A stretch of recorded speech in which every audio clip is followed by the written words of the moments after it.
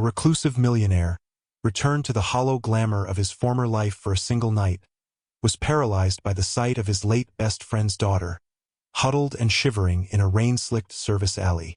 She clutched a worn photograph of her father, her small frame trembling not just from the cold that seeped from the grimy brickwork, but from a terror that seemed ancient and deep, a fear far too heavy for a 7-year-old's shoulders. The stark contrast was a physical blow. Just a few feet away, through a thick pane of glass, her mother sat at a table laden with crystal and silver, bathed in the golden light of a charity gala, a painted smile on her face. Why would a child be hiding in the filth and darkness while her mother dined in oblivious luxury? And who was the man whose shadow had so clearly fallen over their lives, turning a once bright child into a trembling ghost? Arthur Vance despised these events. He despised the scent of forced perfume and expensive champagne, the sound of brittle laughter that never reached the eyes, the entire pantomime of performative generosity. He funded them, yes, because his vast fortune demanded stewardship, but he rarely attended. This time, however, had been different. The gala was in honor of the city's new children's hospital wing, a cause so unimpeachable he couldn't gracefully refuse. And so he stood, encased in a tuxedo that felt more like a straitjacket, observing the flock of peacocks preen and posture. A familiar ache settled in his chest, the phantom limb of a life stolen from him years ago. His wife, his daughter. The memory was a cold stone in his gut. He needed air. He pushed through a set of heavy mahogany doors and stepped onto a manicured terrace, the cool night air a welcome balm. But the air wasn't clean. It felt heavy, corrupted, thick with the city's unspoken miseries that all the glittering lights couldn't erase. He walked to the far edge of the terrace, the sounds of the party fading behind him, replaced by the distant hum of traffic and the rhythmic drip of water from an overflowing gutter. It was then he heard it. Not a cry, not a shout, but a sound so small and fragile it was almost lost to the night. A tiny, hitched whimper, like a wounded animal trying not to be found. His senses, honed by years in desolate war zones long before he'd ever managed a stock portfolio, went on high alert. The sound had come from the alley below. He moved without thinking, his polished dress shoes silent on the flagstones as he found a service staircase and descended into the shadows. The alley stank of stale grease and damp refuse. A single, flickering bulb cast long, distorted shadows that danced like specters on the wet brick. And there, huddled behind a row of overflowing bins, was a small shape, a child. As he drew closer, his heart constricted into a tight, painful knot. He recognized the cascade of dark curls, the delicate profile, even shrouded in fear and misery. It was Maya, David's daughter. She was so thin, her party dress, once a cheerful shade of pink, now soiled and clinging to her slight frame. Her knees were drawn up to her chest, her arms wrapped around them in a desperate attempt to make herself smaller, to disappear. In her hands, she clutched the photograph, its corners soft and frayed from countless hours of anxious handling. It was a picture of him, David and Maya on a fishing trip a lifetime ago, a sun-drenched memory from a better world. Arthur stopped, his breath caught in his throat. He saw the faint, ugly shadow of a bruise on her cheek, a purplish stain just below her eye, and the raw, red marks on her wrists, as if someone had gripped her too tightly. He saw the way her eyes, wide and luminous with unshed tears, were locked on the restaurant's heavy steel back door, waiting for a monster to emerge. He had seen that look before, in the eyes of villagers huddled in the ruins of their homes, in the faces of people who had lost all hope. He had never expected to see it on the face of his best friend's child, in the heart of a city that prided itself on its civility. The world tilted on its axis, the distant laughter from the gala sounding like the shrieks of the damned. Everything was wrong, utterly, fundamentally wrong. A cold, precise rage, an emotion he thought he had buried with his own family, began to smolder in the pit of his stomach. It was a quiet, patient anger, the kind that did not burn out but instead hardened into something unbreakable, something lethal. He had made a promise to David on his deathbed, a promise to always look out for Sarah and Maya. He had failed. He had sent checks, established trust funds, kept his distance, respecting their space to grieve. He had mistaken that for doing enough. Now, seeing the brutal reality of his neglect, that failure was a shard of glass in his soul. He took a slow, deliberate step forward, making sure his shadow didn't fall over her. He crouched down, bringing himself to her level, the damp concrete soaking through the knee of his expensive trousers. He didn't care. "Maya," he said, his voice a low, gentle rumble, a stark contrast to the storm brewing inside him. "It's me. It's Uncle Arthur." The little girl flinched violently, her entire body seizing as if struck. She pressed herself harder against the grimy wall, her knuckles white where she gripped the photograph. Her eyes, huge in her small face, darted from him to the back door and back again, a trapped animal assessing a new threat. He saw the flicker of recognition, but it was buried under a thick layer of pure, instinctual fear. He held his hands up, palms open and empty, the universal sign of peace he had used 1,000 times in 1,000 other hells. "I'm not going to hurt you," he said softly. "I'm here to help." I promise. He stayed perfectly still, letting the silence stretch, giving her time.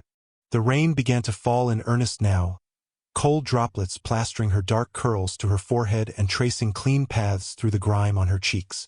She was shivering uncontrollably, a tremor that ran from her worn-out patent leather shoes to the top of her head. Slowly, agonizingly, she seemed to register his presence as something other than a danger. The rigid terror in her posture eased by a fraction. She didn't speak, but her gaze held his, a silent, desperate plea transmitting across the few feet of filthy asphalt that separated them. He could see the questions warring in her eyes. "Can I trust you? Are you real? Are you like him?" He simply held her gaze, pouring every ounce of reassurance he could muster into his expression. He was about to speak again when the heavy back door of the restaurant burst open with a loud metallic clang, spilling yellow light and the discordant sound of clattering dishes into the alley. A man stepped out, silhouetted against the light. He was tall, impeccably dressed in a tailored suit, his handsome face a mask of irritation. Arthur recognized him from newspaper clippings. Marcus Thorne, the city's golden boy, a self-made real estate mogul and philanthropist.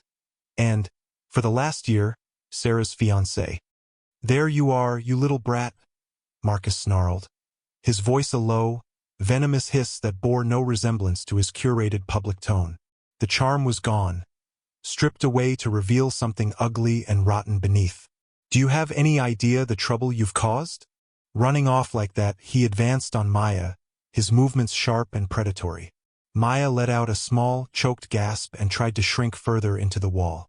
As Marcus reached for her, his face contorted with cold fury, Arthur moved. He didn't rush.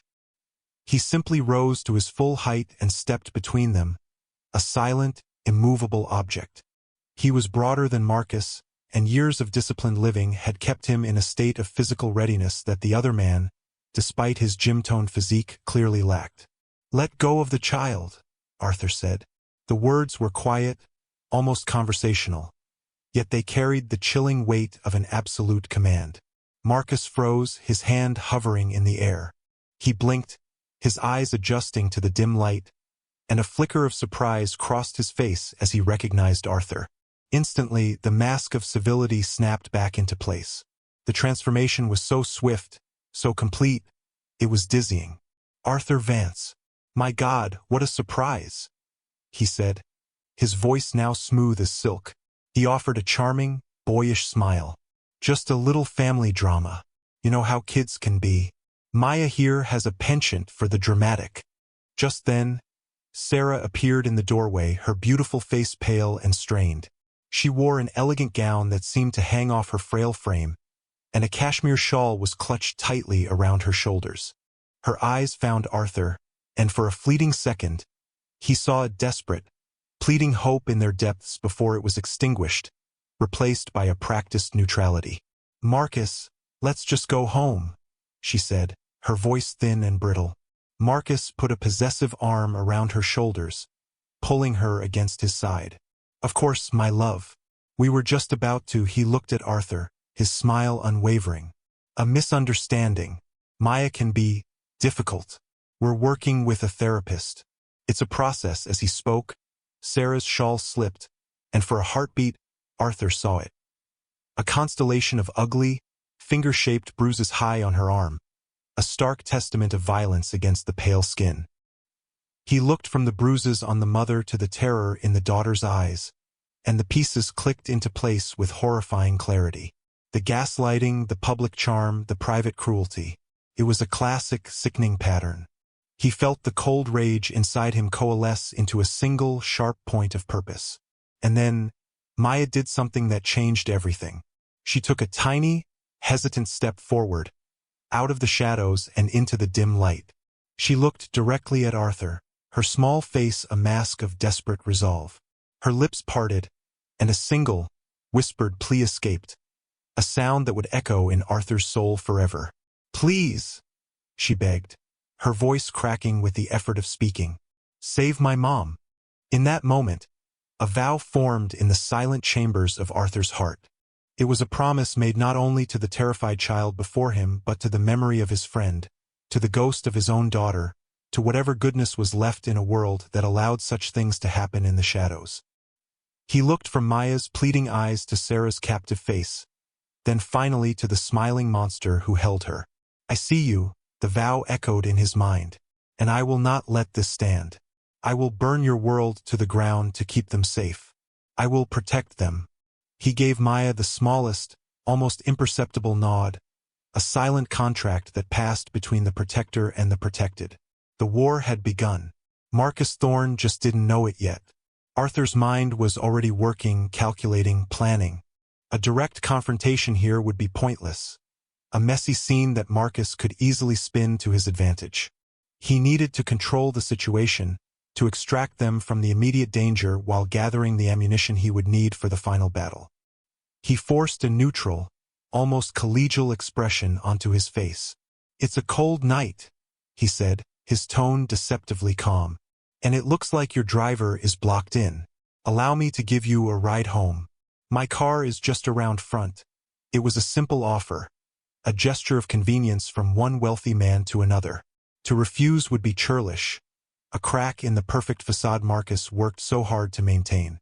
Marcus hesitated for a second, his eyes narrowing as he tried to read Arthur's intent. But the desire to appear magnanimous and in control in front of a man of Arthur's stature won out. "That's very gracious of you, Arthur," he said, his smile returning, though it didn't quite reach his eyes. "We'd be grateful." The ride to their house was a masterclass in psychological warfare. Arthur drove the silent, cavernous sedan himself, observing them in the rearview mirror. Marcus sat in the front, launching into a smooth, practiced monologue. "Sarah's been under a tremendous amount of stress since David passed, you understand?" he began, his voice dripping with faux concern. "Grief does strange things to people. And Maya, well, she feeds off it. She can be a handful, acting out like this for attention. It's heartbreaking, really. We're getting her the best help, of course. A wonderful child psychologist. But it's a process. We just have to be patient." Every word was a carefully polished stone, designed to build a wall of plausible deniability around him, painting him as the patient, caring partner struggling with a difficult situation. He was gaslighting not just Sarah, but Arthur himself. In the back seat, Sarah stared out the window, her reflection a ghostly image against the rain-streaked glass. She was utterly silent, a portrait of defeated resignation. Maya sat beside her, but her small body was angled toward Arthur's side of the car. She had managed, with surprising stealth, to slip her tiny, cold hand into his, her fingers gripping his with a strength that belied her size. It was a silent, desperate anchor in a turbulent sea, and Arthur squeezed back gently, a promise of solidarity. They arrived at a large, modern house in an affluent, manicured suburb. Every lawn was perfect, every hedge precisely trimmed. The house itself was a monument to sterile perfection. All clean lines and large glass windows that seemed to reflect the world rather than reveal anything within. A formidable black iron gate, controlled by an electronic keypad, blocked the driveway. It felt less like a home and more like a beautifully appointed prison. As they got out, Marcus placed a firm hand on the small of Sarah's back, guiding her toward the gate as if she were a prized but untrustworthy possession. "Thank you again for the ride, Arthur," he said, his public face firmly in place. "We must have you over for dinner sometime soon." Arthur merely nodded, his gaze fixed on the way Sarah flinched almost imperceptibly at Marcus's touch. He watched them disappear behind the closing gate, the soft click of the lock echoing in the quiet street. He stayed there for a long time after their lights came on, the engine of his car a low hum in the night. The lie Marcus had spun was good. It was plausible, coherent, and played on common sympathies. To an outsider, Arthur would look like the meddler, the disruptive influence. He knew then that a simple accusation would be useless. It would be his word against a beloved public figure's. He needed more. He needed irrefutable proof, a weapon so powerful it could shatter the fortress of lies Marcus had built around himself. The image of Maya's terrified face, the memory of her whispered plea, solidified the cold rage in his heart into a diamond-hard resolve. He would dig. He would uncover every dirty secret. He would become a ghost in Marcus Thorne's life, and he would not rest until he had the power to tear it all down. The first step was to secure Maya, to get her out of that house and into a place of safety where she might feel free to communicate. He couldn't abduct her. He had to be smarter than that. He spent the next day making arrangements, calling in favors, and setting a careful trap. The following morning, he called Sarah's phone. As he expected, Marcus answered. "Arthur," he said, his voice wary. "To what do we owe the pleasure?" Arthur put on his most affable, slightly detached billionaire persona. "Marcus, good morning. I was calling with a proposition, actually. I'm hosting a small getaway for some of my foundation's kids this weekend at my country estate. Horseback riding, that sort of thing. I know it's last minute, but a spot just opened up, and I immediately thought of Maya. After the stress of the other night, I thought she could use a break, some fresh air. It was a perfect lure, a generous offer from a powerful man, an exclusive opportunity. For Marcus, a man obsessed with image and social climbing, refusing would be an insult. It would also make him look controlling and unkind to a child who was supposedly struggling. He could see the gears turning in Marcus's mind over the phone. After a calculated pause, he agreed. "What a wonderfully thoughtful idea, Arthur. Maya would love that. I'll have Sarah pack her bag right away." When Arthur arrived to pick Maya up, only Sarah came to the door. Her eyes were shadowed, but there was a flicker of desperate gratitude in them. She knelt and hugged Maya tightly, whispering something in her ear that Arthur couldn't hear. The hug lasted a long time, a silent transfer of hope and fear. As Maya walked to the car, clutching a small purple backpack, she didn't look back. At his sprawling, quiet estate nestled in the rolling hills 2 hours from the city, the change in Maya was subtle but immediate. The rigid fear in her shoulders eased. She explored the large, sunlit rooms with a wide-eyed curiosity, her small fingers tracing the patterns on the furniture. She didn't speak much, but her silence was different here. It was watchful, not terrified. Arthur didn't push. He didn't interrogate. He simply created a space for her to exist without fear. He had his housekeeper, a warm, grandmotherly woman named Maria, bake cookies. He set up an art station in the conservatory with paper, crayons, paints, and clay, and he waited. For the first day, she just observed. On the second day, she began to draw. The first drawings were bright and cheerful. A yellow sun with a smiling face. A stick figure of a man with a fishing pole, her father. A picture of her and a woman with long brown hair, her mother, holding hands. Then the drawings began to change. The colors darkened. She drew a house with all the windows blacked out. She drew a very large, tall stick figure with no face, just angry red scribbles for eyes. A smaller figure, her mother, was always in a corner, crying black crayon tears. He found one drawing that made his blood run cold. It depicted a small girl, unmistakably Maya, locked inside a black square closet. Outside the square, the tall, angry-eyed figure stood with a key. It was her silent testimony, a child's raw depiction of a horror she had no words for. He sat with her, looking at the drawing. "Is this you?" he asked gently, pointing to the girl in the box. She nodded, her eyes fixed on the paper. "What happens when the door is locked?" he asked, his voice steady despite the fury coiling in his stomach. She didn't answer. She just picked up a black crayon and scribbled over the entire drawing until the page was a void of darkness. Later that evening, as he was tucking her into bed in a large, comfortable guest room filled with stuffed animals he'd had his staff procure, she did something unexpected. She reached under her pillow and pulled out the worn teddy bear she'd brought with her. Her small fingers fumbled with a loose seam in its back. She pulled out a small, tarnished brass key and pressed it into his hand. Her palm was clammy, her eyes wide and serious. "Mommy's sad box," she whispered, the words barely audible.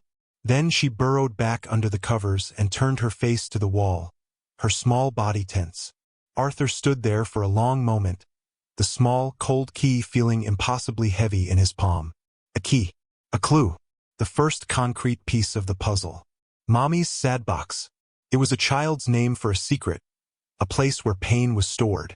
A diary? A lockbox? Whatever it was a start. It was the first chink in Marcus Thorne's armor, and Arthur knew with absolute certainty that it was his duty to find the lock that this key would open. The next morning, Arthur called Evelyn Reed. Evelyn was more than his corporate lawyer. She was his consigliera, a razor-sharp woman in her late 50s with a mind like a steel trap and a complete intolerance for foolishness. She was one of the few people who knew the full story of his past, and she was fiercely, almost ruthlessly loyal. He met her in his secure study, the key from Maya sitting on the polished mahogany desk between them. He laid out the entire situation. The alley, the bruises, Maya's plea, the drawings, Marcus's practiced lies. Evelyn listened without interruption, her expression unreadable. When he was finished, she picked up the key, turning it over in her fingers. "This is a minefield, Arthur," she said, her voice devoid of emotion. "Marcus Thorne is not just some petty bully. He's a public figure. He sits on the board of 3 major charities. He has the mayor on speed dial. If you go after him and you miss, the blowback will be catastrophic. He will paint you as an unstable, grieving man obsessed with his dead friend's family. He will use your own history against you. We need more than a child's drawing and a gut feeling. We need something irrefutable." "I know," Arthur said. "That's why I called you. I need to find out what this key opens. And I need to know everything there is to know about Marcus Thorne."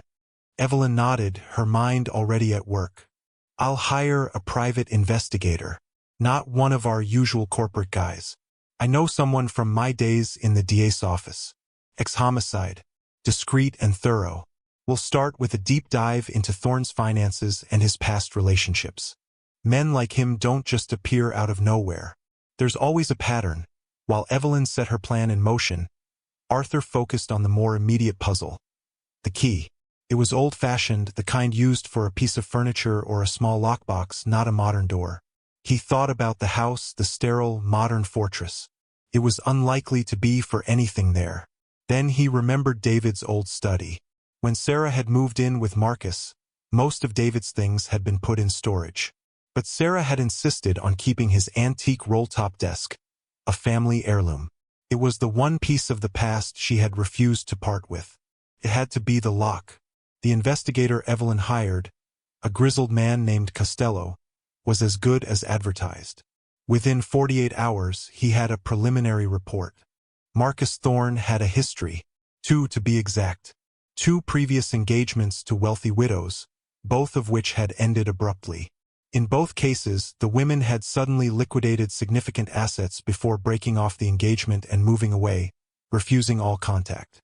There were no police reports, no lawsuits, just a quiet, clean severing of ties. It smelled of non-disclosure agreements and hushed-up settlements. Costello was also digging into Sarah's finances. It was difficult, as Marcus had consolidated everything under his management, but the early signs were alarming. Large sums were being moved from Sarah's inheritance into high-risk, illiquid investment vehicles controlled by shell corporations that trace back to Thorne. He was systematically draining her. The most promising lead, however, came from old-fashioned surveillance. Costello identified a potential reluctant witness, an elderly woman named Eleanor Gable, who lived in the house next door. She was a widow who spent most of her days tending her garden, which gave her a clear view of the back of Marcus and Sarah's house. Costello's report noted that she often appeared anxious when Marcus was home, frequently pulling her blinds shut.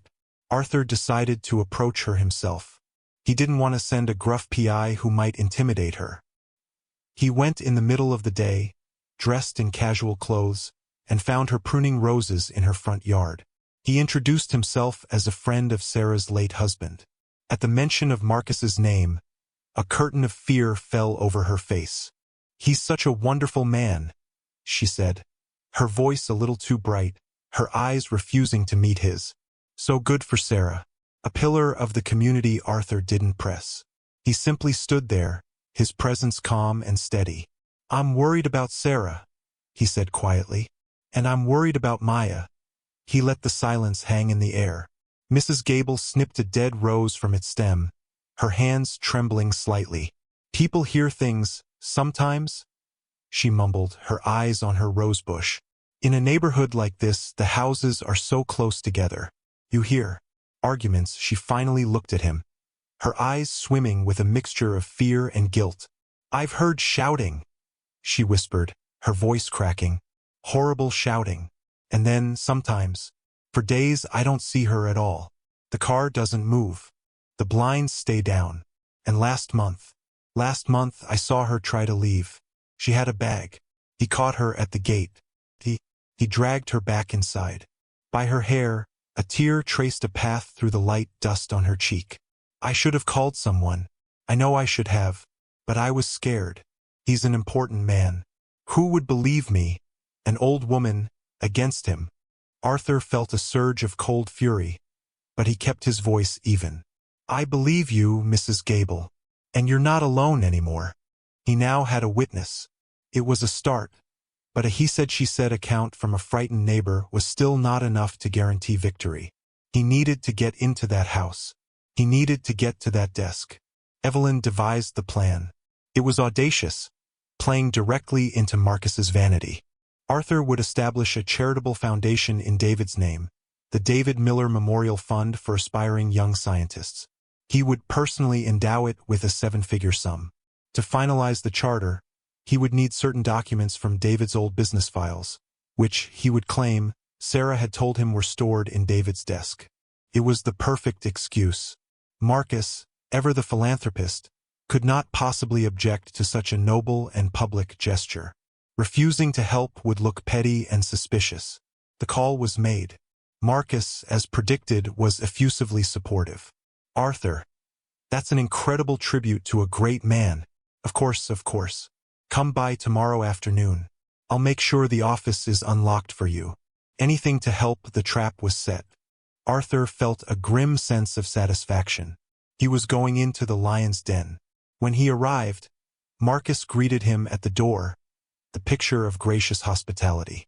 He led Arthur to the home office, a room that was starkly different from the rest of the house. It was David's space, filled with books on astrophysics, models of spacecraft, and the large, ornate roll-top desk. It felt like a sanctuary from a different time. I'll leave you to it, Marcus said with a magnanimous wave. I have a few calls to make. Just give a shout if you need anything. He closed the door, leaving Arthur alone in the quiet room. Arthur didn't waste a second. He ignored the files and went straight to the desk. He pulled the small brass key from his pocket. It slid into the lock on the central drawer with a soft, satisfying click. He took a deep breath and opened it. Inside, nestled amongst old letters and photographs, was a simple, leather-bound journal. He opened it. The first page read, Sarah's Diary, Mommy's Sad Box. His hands trembled slightly as he began to read. The entries started a year ago, shortly after she met Marcus. They were full of hope and excitement, the words of a woman finding love again after a devastating loss. But the tone quickly soured. October 12th. Marcus was angry today because I had lunch with an old friend without telling him first. He said he was just worried about me, that he wants to protect me. His voice was so cold. November 5th. He told me I shouldn't be working anymore. He wants to take care of me and Maya completely. He said it was for the best so I can focus on healing. Felt less like an offer and more like a command. The entries became more sporadic, more frantic. They documented Marcus's escalating campaign of control and isolation.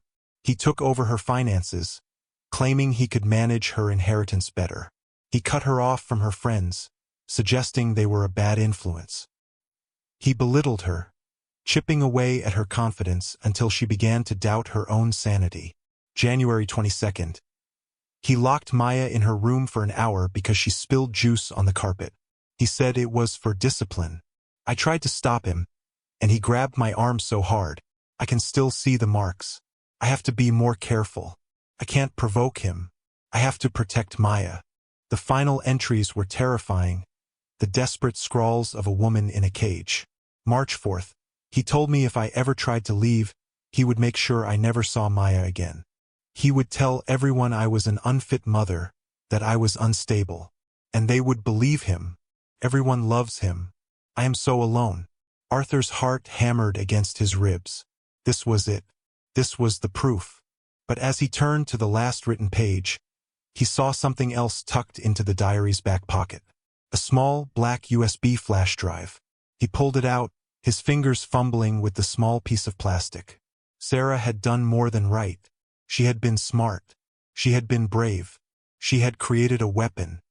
He slipped the diary and the flash drive into the inner pocket of his jacket, just as he heard Marcus's footsteps approaching the door. He quickly grabbed a random file from the desk and was pretending to read it when Marcus walked in, smiling. "Find everything you need?" "Yes," Arthur said, his voice a low growl he barely managed to control. "Everything." Back in the safety of Evelyn's office, they plugged the USB drive into a secure laptop. Contained a dozen audio files, dated over the last 3 months. Arthur pressed play on the most recent one. The sound of Sarah's quiet sobbing filled the room, followed by the chillingly calm, menacing voice of Marcus Thorne. "Do you understand me? You are nothing without me. You have nothing without me. I gave you this life. I can take it away just as easily. You think you can leave? You think you can take my daughter away from me?" There was a sound of a slap, sharp and sickening, followed by a choked cry from Sarah. "If you ever try to defy me again," the voice continued, dropping to a venomous whisper, "I will put that child in a place you will never find her. I will destroy you. I own you, Sarah. You would do well to remember that." They listened to all of them. Each one was a portrait of pure evil, a tapestry of threats, insults, and terrifying rage, all delivered behind the closed doors of that perfect, prison-like house. It was the smoking gun. It was undeniable, irrefutable, and utterly damning. "We have him," Evelyn said, her voice tight with a cold fury of her own. "He's finished." She was already mapping out the legal strategy, but Arthur had something else in mind. A quiet arrest and a courtroom trial weren't enough. A man who lived by his public image deserved to be destroyed by it. He needed to be exposed publicly and humiliatingly, in a way that would leave no doubt as to the monster he was. "He's receiving the Humanitarian of the Year award at the Mayor's Gala in 2 weeks, Arthur said, his eyes hard as flint. "That's where we'll do it, in front of everyone he's ever tried to impress.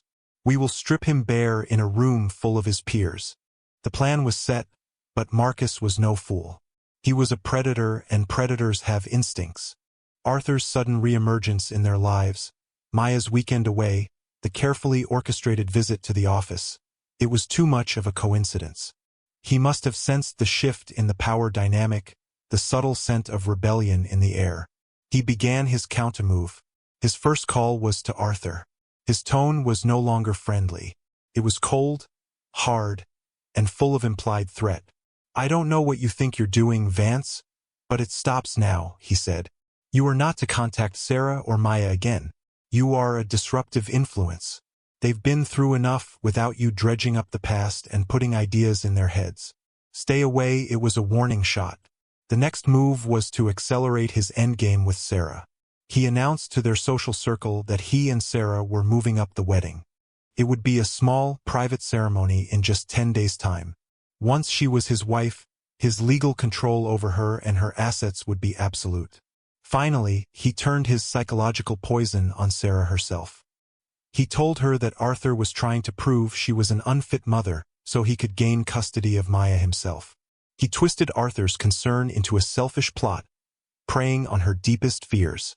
"He's trying to take your daughter, Sarah," he would hiss. "I'm the only one who can protect you from him." He was trying to sever her last lifeline, to isolate her completely before Arthur could make his move. It was a race against time. Arthur knew he had to wait for the gala. It was the perfect stage, the moment of Marcus's greatest triumph, which would make his fall all the more spectacular. But the waiting was agony, knowing that Sarah and Maya were trapped with that monster, his paranoia and cruelty likely escalating with every passing day. Evelyn worked tirelessly, preparing the legal groundwork. She obtained a formal, recorded statement from a now brave Mrs. Gable. She prepared emergency custody papers for Maya and a restraining order against Marcus, ready to be filed the moment the public confrontation was over. The 2 weeks felt like an eternity. The night of the mayor's gala arrived. The Grand Imperial Ballroom was a sea of glitter and power, filled with the city's most influential figures. Arthur, dressed in a dark, impeccably tailored suit, felt like a wraith at the feast. He stood in the shadows at the back of the room with Evelyn, watching the stage. Marcus Thorne was at the podium, bathed in a warm spotlight, accepting his Humanitarian of the Year award. He looked magnificent, his smile radiant, his voice resonating with false humility as he spoke of compassion, community, and the duty of the strong to protect the vulnerable. "We must be a voice for the voiceless," he declared, his gaze sweeping the adoring crowd. "We must be a shield for the defenseless." The hypocrisy was so profound it was nauseating. In the front row, Sarah sat perfectly still, a beautiful, tragic doll in a shimmering silver gown. Her face was a pale, emotionless mask, but Arthur could see the terror simmering just beneath the surface. Maya was not there, likely left at home with a sitter, and for that Arthur was grateful. The applause for Marcus was thunderous. He raised the heavy crystal award above his head, basking in the adoration. This was his moment, his peak, and Arthur was about to throw him from the summit. He waited for the applause to die down, for the master of ceremonies to approach the podium to conclude the presentation. Then he began to walk. He moved with a quiet, deliberate purpose, weaving through the tables, his presence a dark, implacable force. A murmur rippled through the crowd as people recognized him. By the time he reached the steps to the stage, the room had fallen completely silent. He walked directly to the podium and stood beside Marcus. "A beautiful speech, Marcus," Arthur said, his voice calm and clear, amplified by the microphone. "Truly inspiring." Marcus was momentarily stunned, but he recovered quickly, his politician's smile snapping back into place. He tried to play it off as a joke, a bizarre interruption from an eccentric peer. "Arthur, always the dramatist," he chuckled, placing a familiar hand on Arthur's shoulder. "This isn't really the time or the place, my friend." Arthur didn't flinch. He shrugged off the hand and turned to face the audience, his gaze sweeping over the hundreds of confused and curious faces. "I'm here tonight to talk about the man you've just honored," he said, his voice ringing with cold authority. "I'm here to talk about the real Marcus Thorne." He didn't shout. He didn't rage. He simply began to lay out the facts, his voice a steady, damning metronome of truth. He spoke of the financial records, holding up a file Evelyn had prepared with enlarged copies of forged documents, detailing how Marcus had been systematically stealing from the woman he claimed to love. He spoke of the pattern of abuse, of the isolation, of the fear. Marcus's smile faltered. A tick started in his jaw. "This is absurd. It's slander," he sputtered, his voice rising in panic. "This man is unstable. He's obsessed with my fiancée." Arthur ignored him. He turned to the sound technician, whom Evelyn had already briefed. "Now I'd like to play something for you all," Arthur announced. "A recording of our humanitarian at home." He nodded to the tech. A moment of silence, and then Marcus's voice. His true voice erupted from the ballroom's powerful speakers, raw and full of venom. "You are nothing without me. If you ever try to leave, you will never see your daughter again. I own you, Sarah." A collective gasp went through the crowd. The audio was crystal clear, the cruelty undeniable. The smiling man on the stage was a monster. The stark, sickening contrast between the public philanthropist and the private tyrant hung in the air, thick and suffocating. The room was utterly silent, the only sound the heavy breathing of the man being exposed. Marcus's face had gone from tan to ashen. His facade was not just cracked, it had been pulverized. He looked wildly around the room, seeking an ally, a friendly face, but found only expressions of shock and disgust. But the final blows were yet to come. From a table near the front, a small, elderly woman stood up, her hands trembling as she clutched her evening bag. It was Eleanor Gable. "I live next door," she said, her voice shaking but carrying in the dead silence. "I've heard the screaming. I've seen the bruises. I was afraid to speak up, but I'm not afraid anymore. He is not the man you think he is." Her words, simple and honest, were like nails in his coffin. Then, the person who mattered most found her voice. Sarah, who had been frozen in her chair, slowly rose to her feet. The spotlight, still focused on the stage, caught the glint of tears on her cheeks. She looked not at Marcus, but at the hundreds of faces staring back at her, and then at Arthur. He gave her a small, encouraging nod. That was all it took. "It's all true," she said, her voice barely a whisper, yet it seemed to shake the very foundations of the room. "Everything is true. He hurt us. He hurt my little girl." That was the breaking point. The last vestige of Marcus's control shattered. His mask of civility didn't just fall. It evaporated, revealing the raging, pathetic creature beneath. With a guttural roar of pure fury, he lunged, not at Arthur, but at Sarah. "You ungrateful witch!" he screamed, his face a gargoyle of hate. He never reached her. Two large, plain-clothed men, detectives Evelyn had waiting in the wings, intercepted him, tackling him to the stage floor. He thrashed and cursed, a wild animal caught in a trap, his pathetic rage echoing through the grand ballroom. His social execution was complete. His formal one was just beginning. The arrest was a swift, brutal affair. Marcus Thorne, the humanitarian of the year, was dragged from the stage in handcuffs, his incoherent screams and threats providing a sordid soundtrack to his spectacular fall from grace. The ballroom, moments before a scene of celebration, was now a crime scene, buzzing with the frantic whispers of the city's elite. Flashbulbs popped like miniature lightning strikes, capturing the image of the fallen idol for the front pages of the morning papers. The story was a firestorm. The audio recordings, leaked to the press by Evelyn's office, were played on every news channel.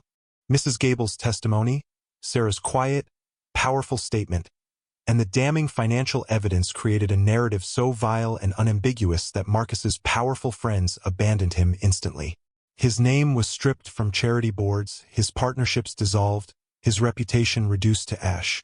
The legal proceedings were a formality. Faced with the mountain of irrefutable evidence and the full weight of public condemnation, Marcus Thorne was convicted on multiple counts of fraud, domestic abuse, and false imprisonment. He was sentenced to the maximum term, disappearing from the world he had worked so hard to dominate, his name becoming a cautionary tale, a synonym for deceit and hidden evil. Arthur shielded Sarah and Maya from the ensuing media circus. He moved them out of the house that had been their prison, the pristine walls now seeming to echo with silent screams. The act of leaving was a ritual of liberation. They packed only what was essential, what held good memories. The expensive furniture, the designer clothes, all the trappings of the life Marcus had built for them, were left behind like the shed skin of a snake. Arthur watched as Sarah walked to the black iron gate at the end of the driveway, the symbol of her captivity, and pushed it wide open, leaving it to swing freely in the breeze. He took them to a place he owned on the coast, a quiet, secluded cottage nestled in a cove, with weathered gray shingles and windows that looked out onto the endless expanse of the ocean. It was the antithesis of their former home. It was warm, filled with light, and the only sounds were the cry of gulls and the rhythmic sigh of the waves. The first few weeks were quiet. There was a fragility to Sarah, a deep, soul-level exhaustion. She slept a lot, and when she was awake, she would sit for hours on the porch, wrapped in a thick blanket, just watching the tide roll in and out, as if relearning the world's natural, gentle rhythms. Maya was quiet, too, but her silence was no longer born of fear. It was a watchful, healing silence. She followed Arthur everywhere, a small, constant shadow. She didn't speak of what had happened, and he never asked. He knew the wounds were deep and would need time and safety to heal. He was content to be a steady, quiet presence in their lives, a guardian watching over their fragile peace. He taught Maya how to skip stones on the water, and her rare, tinkling laughter was the most beautiful sound he had ever heard. He and Sarah would take long walks on the beach at sunset, not always talking, but finding comfort in a shared, unspoken understanding. The ghosts of their respective pasts, his lost family, her stolen years, walked with them, but their presence seemed to diminish with each step, fading into the salty air. He saw the light slowly returning to Sarah's eyes, the genuine smile replacing the haunted mask she had worn for so long. She started to cook again, filling the small cottage with the warm smells of baking bread and simmering soup, reclaiming the simple domestic joys that had been denied her. The transformation was slow, but it was real. Several months passed. The seasons began to turn. The crispness of autumn gave way to the quiet chill of winter, and then the first tentative signs of spring began to appear on the cliffs overlooking the sea. One afternoon, Arthur was sitting on the porch, reading a book, when Maya came outside, her face a mask of serious concentration. She was holding a piece of drawing paper. She had been drawing constantly since they arrived, her pictures evolving from the dark, fearful scribbles of her trauma to vibrant, colorful scenes of the beach, the cottage, and the sea creatures she discovered in the tide pools. Without a word, she held the drawing out to him. It was a picture of three people standing on the beach holding hands, a tall man with dark hair, a woman with long brown hair, and a small girl between them. Above them, a huge, bright yellow sun dominated the sky, its rays reaching down to touch them. At the bottom, in a child's careful, wobbly print, she had written two words. My family. Arthur felt a profound, aching warmth spread through his chest, a feeling he thought he had lost forever. He looked at Maya, and her eyes were shining, not with tears, but with a clear, trusting light. She took a step forward and wrapped her small arms around his waist, burying her face in his side. It was the first time she had initiated a hug, a complete and unreserved gesture of love and trust. He wrapped his own arms around her, holding her small, precious body, and for the first time since he had lost his own daughter, he felt not like a ghost, but like a father. He had returned to a world he had abandoned, seeking only to fulfill a promise, and in doing so had found a new reason to live. The silent vow he had made in that filthy alley had not only saved them, it had saved him, too. In a world that often celebrates the loudest voice and the most polished facade, we must remember that true evil often thrives in silence, behind the closed doors of perfect homes. It wears a mask of kindness, a cloak of charity, and it preys on the vulnerable who have no one to speak for them. But we must also remember that true strength is not found in dominance or control. It is found in quiet courage, in unwavering compassion, and in the profound power of one person choosing not to look away.